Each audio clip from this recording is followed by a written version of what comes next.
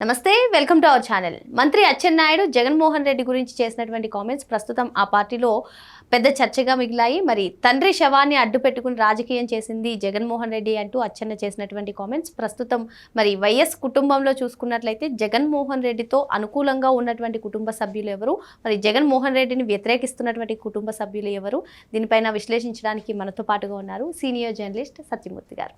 నమస్తే సార్. నమస్కారం అండి. సార్, నిన్న మంత్రి అచ్చెన్నాయుడు చేసినటువంటి కామెంట్స్ ప్రస్తుతం ఆ పార్టీలోనూ అదేవిధంగా ఆ కుటుంబంలో కూడా పెద్ద చర్చగా మిగిలిందని మనం చెప్పుకోవచ్చు. మరి నిజంగానే అచ్చెన్నాయుడు చేసినటువంటి కామెంట్స్తో చూసుకున్నట్లయితే నిజంగా వైఎస్ కుటుంబంలో ఎవరు ఆ కుటుంబ సభ్యులు అనుకూలంగా జగన్మోహన్ రెడ్డికి ఉన్నారు, ఎవరు వ్యతిరేకంగా ఉన్నారు అంటే ఏం చెప్తారు?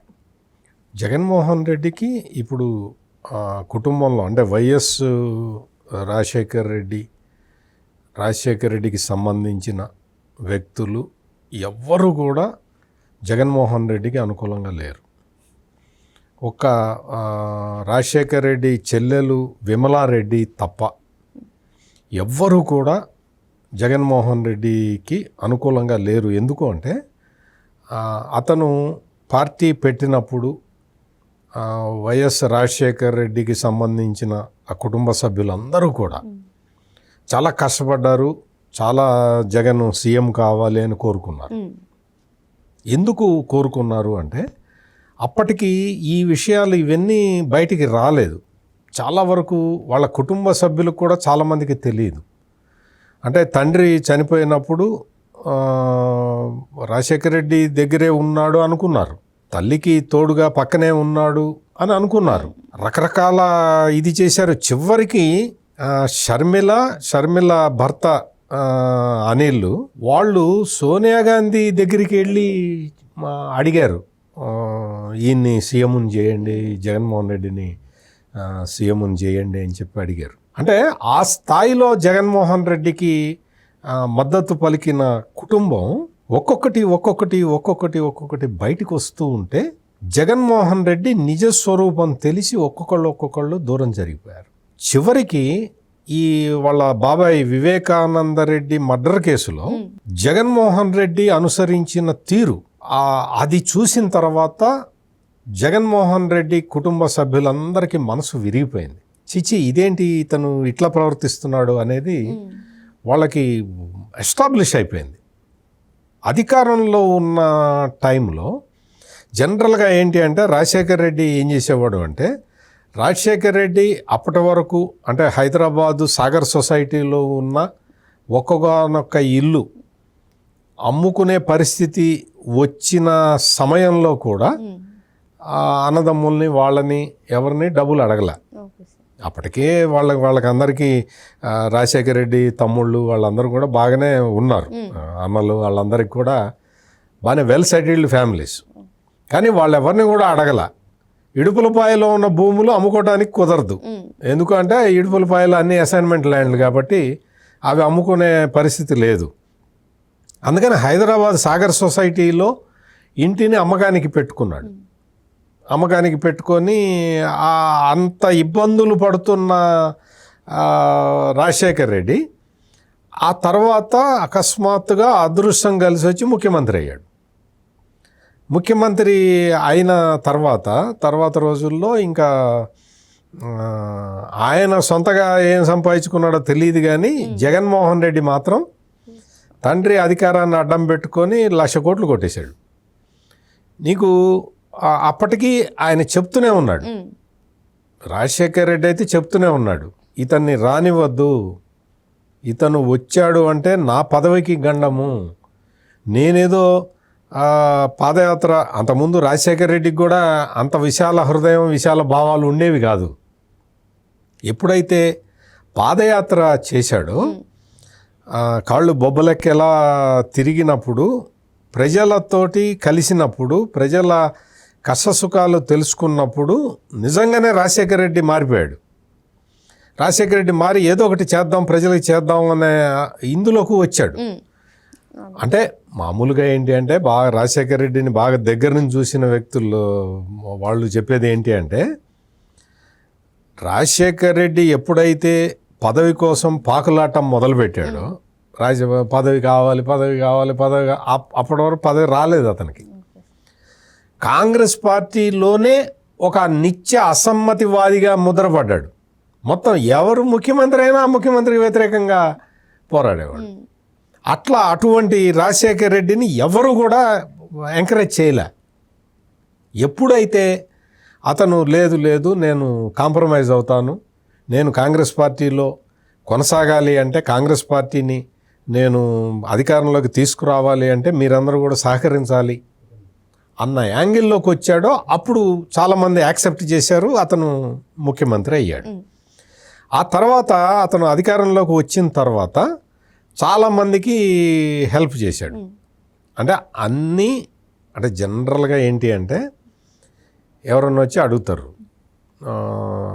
నువ్వు ఏదన్నా లైఫ్ సెటిల్ అయ్యే పని ఏదన్నా తెచ్చుకో నేను చేసి పెడతా అనేవాడు. అట్లా లైఫ్ సెటిల్ అయ్యే పని అంటే ఏముంటుంది? పైరవి ఉంటుంది, ఒక ఆక్రమాన్ని ఒక సక్రమంగా చేయటమే ఉంటుంది కదా. లేకపోతే అన్ని డబ్బులు ఎక్కడి నుంచి వస్తాయి? ఇప్పుడు చెమకుర్తి దగ్గర అన్ని గనులు అవి ఉంటాయి. నువ్వు వెళ్ళి నాకు ఏదన్నా గనిపించన్నా అంటే తీసుకోపో అంటాడు. అది అతనికి మేలు చేసేదే, కానీ చట్టబద్ధంగా అది ఇదే కదా. అంటే ఫస్ట్ సర్వర్కి ఇవ్వాలి గనులు ఎప్పుడైనా కానీ.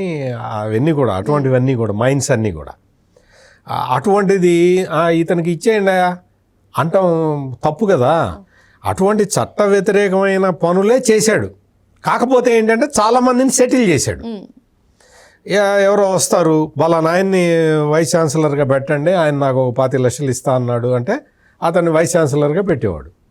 25 లక్షలు అతనికి వచ్చేవి, మధ్యలో మీడియేటర్కి వచ్చేవి. లేదు ఇతన్ని ఒక చీఫ్ ఇంజనీర్గా పెట్టండి అంటే అది వాస్తవంగా తప్పు కదా. అడ్మినిస్ట్రేషన్లో అట్లా చేయకూడదు.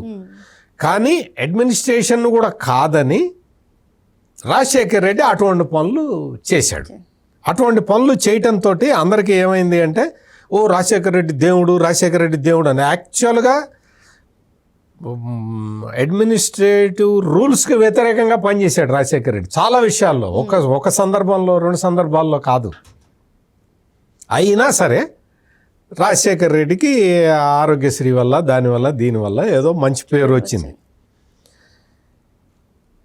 రాజశేఖర్ రెడ్డి అధికారాన్ని అడ్డం పెట్టుకొని జగన్మోహన్ రెడ్డి సంపాదిస్తున్నాడు అనేది వాళ్ళ కుటుంబంలో అందరికీ తెలుసు.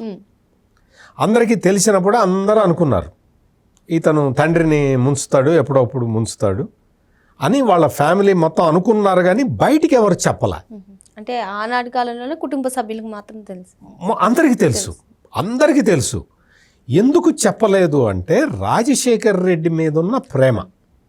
కుటుంబ సభ్యులందరికీ రాజశేఖర్ రెడ్డి మీద ఒక రకమైన ఎఫెక్షన్ ఉండేది. ఎందుకంటే ఇతను అందరికీ హెల్ప్ చేసే పద్ధతి ఉన్న వ్యక్తి కాబట్టి అందరూ రాజశేఖర్ రెడ్డిని లైక్ చేస్తారు. పైగా రాజశేఖర్ రెడ్డి ఉన్నప్పుడు ఆయన తమ్ముడు వివేకానంద రెడ్డి మాటే మొత్తం నడిచింది. వీళ్ళకి ఏంటి అంటే వీళ్ళ దాయాదులు ఉన్నారు. ఎవరైతే ఈ వైఎస్ భాస్కర్ రెడ్డి, వైఎస్ అవినాష్ రెడ్డి, ఈ వేరు వాళ్ళందరూ దాయాదులు అనమాట. వాళ్ళని ఎప్పుడూ కూడా రాజశేఖర్ రెడ్డి ఎంకరేజ్ చేయాలి. వాళ్ళని దగ్గరికి రానివ్వలేదు. వాళ్ళు లేకుండానే రాజకీయం చేశాడు. పులివెందుల రాజకీయం. పులివెందుల్లో సక్సెస్ఫుల్ క్యాండిడేట్లు అయ్యారు. ఎవరు? రాజశేఖర్ రెడ్డి, ఆయన తమ్ముడు వివేకానంద రెడ్డి. జగన్మోహన్ రెడ్డికి ఏంటంటే ఆ వైఎస్ భాస్కర్ రెడ్డి ఆ కుటుంబంతో సాన్నిహిత్యం. ఎందుకు అంటే ఆయన భార్య భారతీ రెడ్డి ఆ కుటుంబానికి సంబంధించిన వ్యక్తి కాబట్టి. అందుకని ఈయనకి ఎప్పుడు కూడా అటు సైడే ఉన్నారు. ఇక్కడ ఎప్పుడైతే రాజశేఖర్ రెడ్డి చనిపోయాడో, రాజశేఖర్ రెడ్డి చనిపోయిన తర్వాత జగన్మోహన్ రెడ్డికి అప్పటికే డబ్బులు సంపాదించుకొని ఉన్నాడు. ముఖ్యమంత్రి కావాలి అని ఆలోచించుకున్నాడు, ప్లాన్లు వేశాడు, సంతకాలు సేకరించాడు. ఇవన్నీ తెలిసి కుటుంబంలో ఎవరు మాట్లాడలా. తెలిసిన మనసులో ఏదో అనుకొని ఉంటారు, ఇతను ఏదో మనకెందుకులే అని ఊరుకున్నారు. ఇతని ప్రయత్నాలు చేస్తున్నట్టు మొత్తం వైఎస్ రాజశేఖర్ రెడ్డి కుటుంబం మొత్తానికి తెలుసు ముఖ్యమంత్రి అవ్వాలని చూశాడు అని. అయినా సరే ఎవరు మాట్లాడల. ఆ తర్వాత వైఎస్ రాజశేఖర్ రెడ్డి మరణం మీద అనుమానం ఉన్నది అని చెప్పి విజయలక్ష్మి చెప్పింది, షర్మిల చెప్పింది, జగన్మోహన్ రెడ్డి చెప్పాడు, వాళ్ళ కుటుంబంలో ఉన్న మిగతా వాళ్ళు కూడా అనుకున్నారు ఏదో జరిగింది, ఏదో సంథింగ్ హ్యాపెండ్ అని. దాని మీద రోసయ్య ముఖ్యమంత్రిగా ఉన్నప్పుడు ఎంక్వైరీ జరిపాడు. రెండు విచారణలు జరిగినాయి. ఒకటి ఏంటంటే ఏవియేషన్ స్పెషలిస్టులతోటి ఒక విచారణ చేశాడు. చేసిన తర్వాత అందులో ఏమీ లేదు అంటే సిఐడికి ఇచ్చాడు, సిబిఐకి ఇచ్చాడు. సిబిఐ వాళ్ళు కూడా ఎంక్వైరీ చేసి ఇదేం టెక్నికల్ ఫాల్ట్, ఇందులో ఇదేమీ లేదు అని చెప్పి క్లోజ్ చేశారు కేసు. దాని మీద అంటే సిబిఐ వాళ్ళు క్లోజ్ చేశారు అని తెలిసిన తర్వాత జగన్మోహన్ రెడ్డి సిబిఐ వాళ్ళు కేసు క్లోజ్ చేశారు అని తెలిసిన తర్వాత జగన్మోహన్ రెడ్డి ఏం చేయాలి? నువ్వు కోర్టుకి వెళ్ళటమో, నువ్వు అప్పీల్ చేయటమో, నువ్వు పోరాడటమో, ప్రభుత్వం దగ్గరికి మళ్ళీ వెళ్ళటమో, నువ్వు ఇది తప్పు, ఇది కాదు, నా దగ్గర ఈ ఆధారాలు ఉన్నాయి, రిలయన్స్ వాళ్ళు వచ్చి అటాక్ చేశారు, రిలయన్స్ వాళ్ళు వచ్చి ఆ స్క్రూలు ఇప్పది, ఏదో సంథింగ్ నువ్వు ఏవో ఒక సాక్ష్యాలు ఆధారాలు ఇవ్వాలి కదా. ఎందుకు ఇవ్వాలా జగన్మోహన్ రెడ్డి? ఎందుకు ఇవ్వలేదు? నీ తండ్రి మరణం మీద మన రోసయ్య ఎంక్వైరీ చేయించిన తర్వాత ఆ ఎంక్వైరీ రిపోర్ట్ గురించి నువ్వు ఏ రోజునన్నా మాట్లాడావా? ఆ ఎంక్వైరీ రిపోర్ట్ మీద నీ అభ్యంతరం ఎప్పుడన్నా చెప్పావా? ఆ ఎంక్వైరీ రిపోర్టుని సవాల్ చేసావా? అప్పటికి కాంగ్రెస్ గవర్నమెంటే ఉందిగా, రాష్ట్రంలో కేంద్రంలో కూడా కాంగ్రెస్ ప్రభుత్వం ఉంది కదా. నువ్వు ఓకే, రాష్ట్ర ప్రభుత్వం చేసిన విచారణలో ఇది తేలలేదు, నువ్వు సోనియా గాంధీకి విజ్ఞప్తి చేసావా? నా తండ్రి మరణం మీద నాకు ఇంకా డౌట్ ఉంది, నువ్వు ఎంక్వైరీ చేయి. ఈ రోజున వైఎస్ వివేకానందరెడ్డి మర్డర్ కేసులో ఆయన కూతురు సునీత ఏ విధంగా అయితే పోరాటం చేస్తున్నదో నువ్వు అట్లా నీ తండ్రి మరణం మీద పోరాటం చేసావా జగన్మోహన్ రెడ్డి? ఒక్క మాట చెప్పు. అచ్చెన్నాయుడు వచ్చి నీకు కొన్ని నిజాలు చెబితే మొత్తం అందరూ పొలోమంటూ పడుతున్నారు అచ్చెన్నాయుడు మీద. అచ్చెన్నాయుడు మాట్లాడిన మాటలు అన్ని సోషల్ మీడియా ప్లాట్ఫాముల్లో, direct media, print media, electronic media, social media, ఈ మొత్తం ఇవన్నీ కూడా నిన్న ఒక్క రోజే 4 కోట్ల వ్యూస్ వచ్చినాయి. 4 కోట్ల మంది చూశారు. అచ్చెన్నాయుడు మాట్లాడిన మాటలు 4 కోట్ల మంది విన్నారు. 4 కోట్ల మందికి ఈ జగన్మోహన్ రెడ్డికి తన తండ్రి పట్ల ఎంత ప్రేమ ఉన్నదో అర్థమైంది. నేను ఇంకా వెనక్కి వెళ్ళి చెప్తూ ఉన్నా, నువ్వు విచారణ రిపోర్టు ఇది కరెక్ట్ కాదు, ఇది తప్పు అని నువ్వు కంటెస్ట్ చేశావా? ఫర్దర్ ఎంక్వైరీ అడిగావా? దాని మీద న్యాయస్థానానికి వెళ్ళి పోరాటం చేశావా? ఏమి చేయలేదే. ఎందుకు చేయలేదు? నువ్వే అన్నావు కదా, రిలయన్స్ వాళ్ళు కుట్రబన్ని నా తండ్రిని చంపారన్నావు కదా. ఎందుకు వెళ్ళలేదు అంటే అప్పటికి జగన్మోహన్ రెడ్డికి అర్థమైపోయింది తనని ముఖ్యమంత్రిని చెయ్యట్లేదు. సోనియా గాంధీ ఎట్టి పరిస్థితుల్లో జగన్మోహన్ రెడ్డిని ముఖ్యమంత్రిని చెయ్యను అని చెప్పేసింది. దాంతో జగన్మోహన్ రెడ్డికి అర్థమైపోయి తన తండ్రి మరణము తనకి ఉపయోగపడలేదు, తను ముఖ్యమంత్రి కావడానికి ఉపయోగపడలేదు అని అర్థమైపోయి ఏం చేశాడు? తండ్రి మరణం మీద వచ్చిన రిపోర్ట్ని తీసి పక్కన ఇతను పట్టించుకోలే. ఇది జరిగింది. ఆ తర్వాత ఓదార్పు యాత్ర అని పెట్టాడు. అంటే ఇంక ముఖ్యమంత్రి ఎటు కాలేకపోతున్నాం, మనం ప్రజల్లోకి వెళ్ళి మనం రాజశేఖర రెడ్డి మరణాన్ని ఎన్కాష్ చేసుకోవాలి అన్న ఉద్దేశంలో ఓదార్పు యాత్ర మొదలుపెట్టాడు. ఆ ఓదార్పు యాత్రకి సోనియా గాంధీ పర్మిషన్ ఇవ్వాలి. నాటకాలు ఆడతావా? నువ్వు వచ్చి మీ తండ్రి చనిపోగా నువ్వు వచ్చి ముఖ్యమంత్రి పదవి అడిగావు, షర్మిలను పంపించావు, రాయబారం విజయలక్ష్మిని పంపించావు, వీళ్ళందరినీ తల్లిని పంపించావు, వీళ్ళందరినీ పంపించి నువ్వు రాయబారం చేసింది నేను ఒప్పుకోలేదు. ఇప్పుడు నువ్వు ఓదార్పు యాత్ర అని ఇంకొక వేరే నాటకానికి తెరదీస్తున్నావా? నథింగ్ డూయింగ్, నేను పర్మిషన్ ఇవ్వనని చెప్పింది కాంగ్రెస్. దాంతో ఇతను బయటకు వచ్చి వేరే పార్టీ పెట్టుకున్నాడు. ఇది జరిగింది, సీక్వెన్షియల్ ఆర్డర్లో జరిగింది ఇది. ఆ తర్వాత వైఎస్ వివేకానందరెడ్డిని పక్కకి తప్పిస్తే తప్ప పులివెందుల రాజకీయం జగన్మోహన్ రెడ్డి చేతిలోకి రాదు అనేది కన్ఫర్మ్ అయిపోయింది. అందుకని వైఎస్ అవినాష్ రెడ్డి, ఆయన తండ్రి వైఎస్ భాస్కర్ రెడ్డి వీళ్ళందరూ ప్లాన్ చేసి ఏం చేశారో నేను కాదు, మీరు కాదు, సిబిఐ చెప్పింది. ఆ ఛార్జ్ షీట్ అదేదో కేసు నడుస్తుందో అది వేరే విషయం. మనకి ఎప్పుడైతే వివేకానందరెడ్డి మర్డర్ జరిగిందో అప్పుడు రాజశేఖర్ రెడ్డి కుటుంబ సభ్యులందరికీ కూడా ఈ జగన్మోహన్ రెడ్డి అంటే ఒక రకమైన ఎవర్షన్ స్టార్ట్ అయింది. వ్యతిరేక భావనలు వచ్చినాయి. ఇతను తండ్రి పోతే పట్టించుకోలేదు, బాబాయిని వేసేశారు. ఇన్ని చేసినా కానీ వాళ్ళని కాపాడుతున్నాడు, ఎవడైతే వేసేశారో వాళ్ళని కాపాడుతున్నాడు. ఇతనేం మనిషి అని చెప్పి కుటుంబంలో మొత్తం అంతా కూడా నిట్ట నిలువుగా చీలిపోయారు. జగన్మోహన్ రెడ్డి వైపు వైఎస్ భాస్కర్ రెడ్డి, అవినాష్ రెడ్డి వాళ్ళ ఆ ఫ్యామిలీ, దాయాదుల ఫ్యామిలీ ఉంది తప్ప ఒరిజినల్గా ఎవరైతే రాజశేఖర్ రెడ్డి కుటుంబం ఉందో ఆ కుటుంబంలో ఎవ్వరూ కూడా జగన్మోహన్ రెడ్డి వైపు లేరు. ఇది బేసిక్ ఫ్యాక్ట్. మీకు మొత్తం ఈ విమలారెడ్డి మాత్రం జగన్మోహన్ రెడ్డి తోటే ఉంది. ఎందుకు అంటే జగన్మోహన్ రెడ్డి చాలా రకరకాలుగా విశాఖపట్నంలో అప్పట్లో రాజశేఖర్ రెడ్డి కొంత ఏదో ఫేవర్ చేశాడు ఆమెకి. చెల్లెలు కదా, ఏదో అడిగింది, ఏదో క్రైస్తవ మిషనరీలు ఆ పనులలో ఆమె ఉంటుంది కాబట్టి ఏదో ల్యాండ్ ఇస్తే దాన్ని ఈ జగన్మోహన్ రెడ్డి వచ్చి దాన్ని మొత్తం రెగ్యులరైజ్ చేయటం, ఇంకా ఎక్స్ట్రా ఇవి ఇవ్వటం, అటువంటివన్నీ చేశాడు. ఈ విమలారెడ్డికి ఆర్థికంగా కొంత బాగా జరిగింది జగన్మోహన్ రెడ్డి ముఖ్యమంత్రిగా ఉండగా. అందుకనే ఆమె క్రైస్తవ సంఘాలన్నీ వెనకేసుకొని జగన్మోహన్ రెడ్డికి ఓటేయాలని ప్రచారం చేసింది. అది కుదరలేదు. 151 నుంచి 11కు పడిపోయాడు.